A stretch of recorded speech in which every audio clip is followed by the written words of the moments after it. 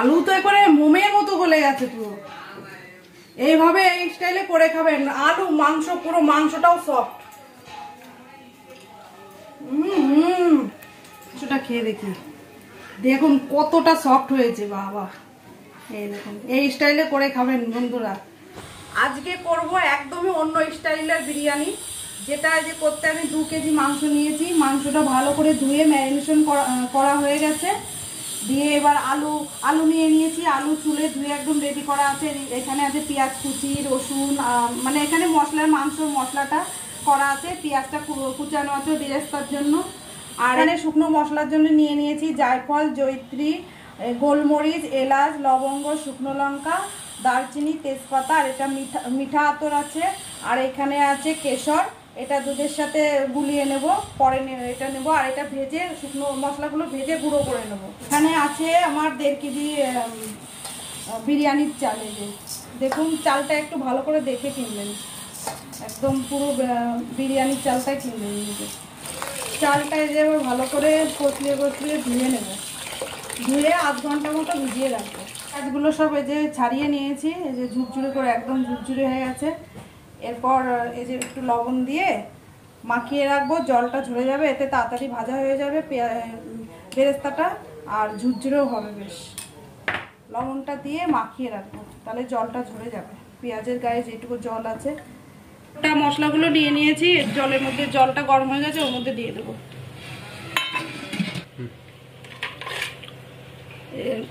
একটু লবণ দিয়ে দেবো।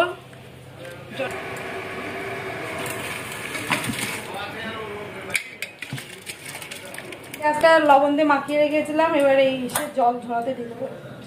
জাজিটাই কতটা জল বেরিয়েছে,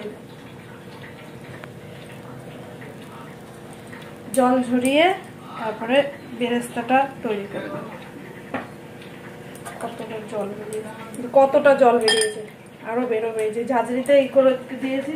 এই যে তেল গরম হয়ে গেছে, এদিকে পেঁয়াজের জলও ঝরে গেছে। এবার বেরেস্তাটা তৈরি করে নেব।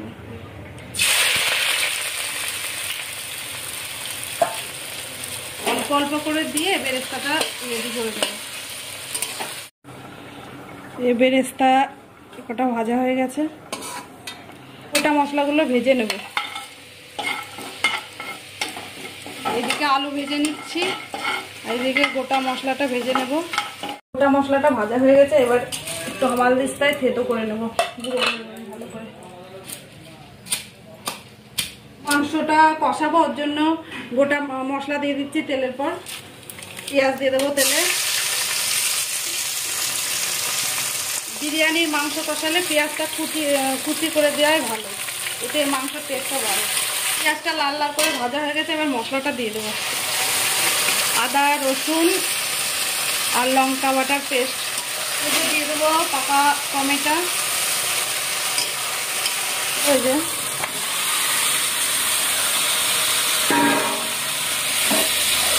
মাংসটা দিয়ে ভালো করে একটু কষিয়ে নিয়ে তারপরে দুধটা হালকা করে গরম করে নিয়েছি, একদম উষ্ণ গরম। এবার কেশরটা গুলিয়ে নেব, দিয়ে দিয়েছি। এবার গুলিয়ে নেব ভালো করে।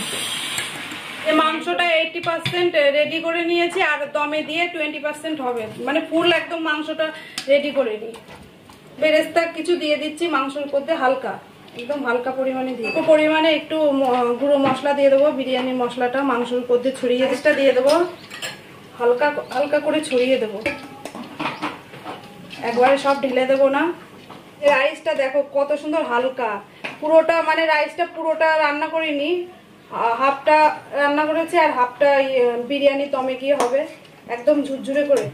এই যে হালকা পরিমাণে আরেকটা লেয়ার তৈরি করে দিচ্ছি। এই যে একটু বেরেস্তা দিচ্ছি, মশলা দিয়ে দেবো, রাইসটা আবার দিয়ে দিচ্ছি। ফার্স্ট লেয়ারে যে বেরেস্তা দিয়ে দিচ্ছি, এরপর দিয়ে দিচ্ছি ঘি।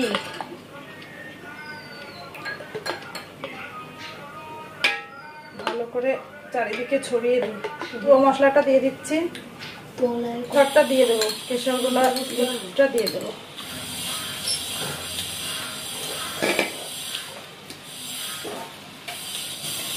এবার বিরিয়ানির দমের জন্য রেডি করা হয়ে গেছে। এবার মুখটা এবার ঢাকনা দিয়ে ভালো করে মুখটা ভেঙে দেবো। বিরিয়ানি দমের জন্য এবার বসাবো।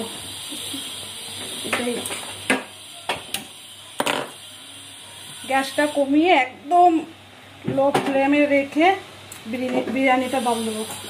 30 মিনিট রাখবো। বিরিয়ানি দম দেওয়া শেষ, 30 মিনিট রেখেছি, এবার নামিয়ে দেবো। এই যে বিরিয়ানি রেডি আমাদের। বিরিয়ানি এই যে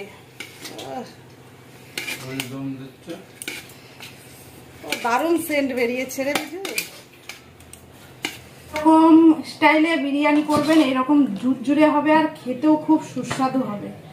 বুঝেছেন কতটা ঝুরঝুরে, একদম কারোর সঙ্গে লেগে নেই, সব যে যার মতো রাইস। এইভাবে এই স্টাইলে করে খাবেন। আলু মাংস, পুরো মাংসটাও সফট।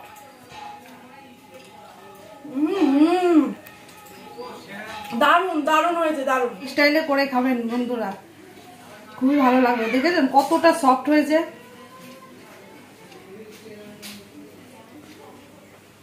তো ভিডিওটা কেমন লাগলো অবশ্যই কমেন্ট করে জানাবেন, আর ভালো লাগলে অবশ্যই লাইক করে দেবেন, আর চ্যানেলটিকে অবশ্যই সাবস্ক্রাইব করে রাখবেন।